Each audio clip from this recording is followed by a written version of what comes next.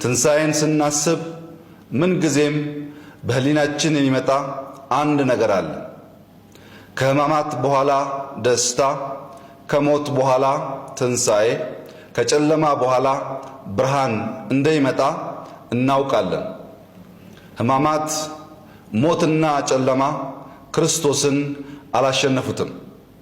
ከሕማማቱ በኋላ ስለሚመጣው ደስታ፣ ከሞት በኋላ ስለሚመጣው ትንሣኤ፣ ከጨለማውም በኋላ ስለሚመጣው ብርሃን ክርስቶስ ለደቀ መዛሙርቱ አስቀድሞ ነግሯቸው ነበር።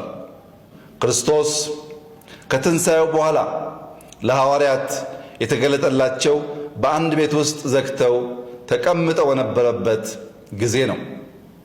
ዙሪያቸው በፈተና የተሞላ ስለነበር፣ በውጭ ፈታኞቻቸው ቆመው ስለነበር ሁሉም በቤታቸው ውስጥ ዘግተው ተቀምጠው ነበር። ሐዋርያቱ በዚያ በፈተናቸው ወቅት በራቸውን ዘግተው በጸሎት ይተጉ እንደነበረው አንዳንዶች እንደ ቶማስ የተነገራቸውን ይረሳሉ። አንዳንዶች ለሚያልፍ ጊዜ የማያልፍ ስህተት ይሰራሉ።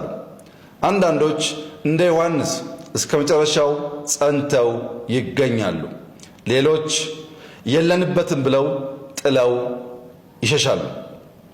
አንዳንዶቹ የሚወራው ወሬ ከእውነታው በልጦ ይወስዳቸዋል።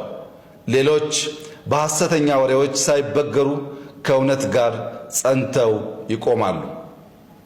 አንዳንዶች ጣት መጠቆምና በጸያፍ ቃላት በማንቋሸሽ ሲጠመዱ፣ ሌሎች ከመከራው ቀንበር ለመሸከም ትከሻቸውን ያዘጋጃሉ። አንዳንዶች እንደ ይሁዳ ከእንግልቱ ለማትረፍ ይሞክራሉ። ሌሎች የሕዝቡን መከራ ለመካፈል እንደ ዮሴፍና ኒቆዲሞስ ይመጣሉ።